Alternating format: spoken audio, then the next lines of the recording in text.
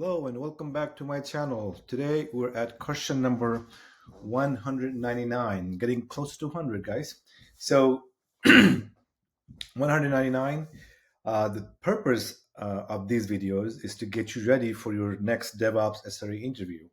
I'm trying to cover the 15 topics that I've discovered to be the most important in as much depth and width as possible. That way you feel ready going in and walking into an interview and think to yourself that you're going to be okay. So if you're new to the channel, please subscribe. It's nothing for you, but it actually makes a big difference in my channel. So I would really appreciate if you did do that. Okay. As you know from my other videos, I did some research based on LinkedIn job descriptions and came up with these 15 topics. The ones at the top are much more important than the top at the bottom. But even the bottoms are not negligible. So do spend some time studying those topics. But for sure, focus on the first 5 or 6 a lot more than the ones at the bottom. Okay, today we're at topic number 1, AWS/cloud. That's our topic today. So back to the top. So question is, what routing policies are available in Route 53? Route 53 is the DNS service from AWS, as you probably already know. But here the interview is what he or she is looking for is some fundamental knowledge about how DNS works, right? How routing behind a DNS server works, right? That's the idea. And he or she might even try to see if you're struggling with these because there are so many that he or she's not expecting you to remember all of them, and he or she may try to figure out how you tackle that. So that could be part of the reason why this question would be asked. Just a quick reminder to, if you're in the job market, talk to my career advisor, Floyd Spencer, for free. I'm not financially affiliated with him, so this is not an ad. I just happen to know that he's very passionate about helping people like you and me. Okay, so as you can see, there's like 7 here, right? And there might be 1 or 2 more by now. But anyway, you're not expected to remember all of these.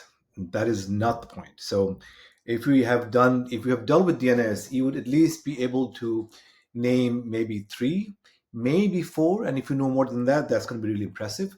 But again, don't think that you're expected to know all of these. So let's go over them.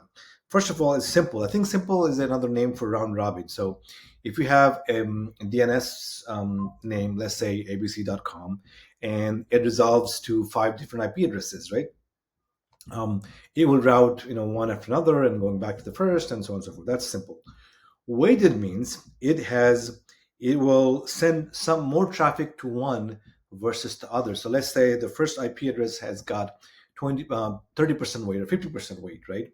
So it's going to send half the request to that IP address and the rest are divided. So you can actually tell the DNS server to give out IP addresses based on whatever weight you assign to it. Latency based, that means the DNS server is keeping track of how responsive each of these IP addresses behind the DNS name is behaving. So it will route to the one that has the least latency more than the other one. So that's how that works. Failover means you give it a health check where if the first IP address or IP addresses are not available, only then it goes to a second IP address or second set of IP addresses. So you can use this for like a regional failover scenarios. But again, the second set of IP addresses don't get any traffic until something has happened with the first. So that's the key difference between that and the other ones we've talked about so far. Geolocation, that means it decides between where to send the traffic based on where the server is. So maybe there's a server in North America, maybe there's a server in India, whatnot, right? It decides based on that. Now, that is not the same as geoproximity, because the geoproximity has to do with the relationship with the client. So if I'm hitting a web server and I happen to be in Singapore, and the server that's going to respond happens to be close by in Malaysia or something, right?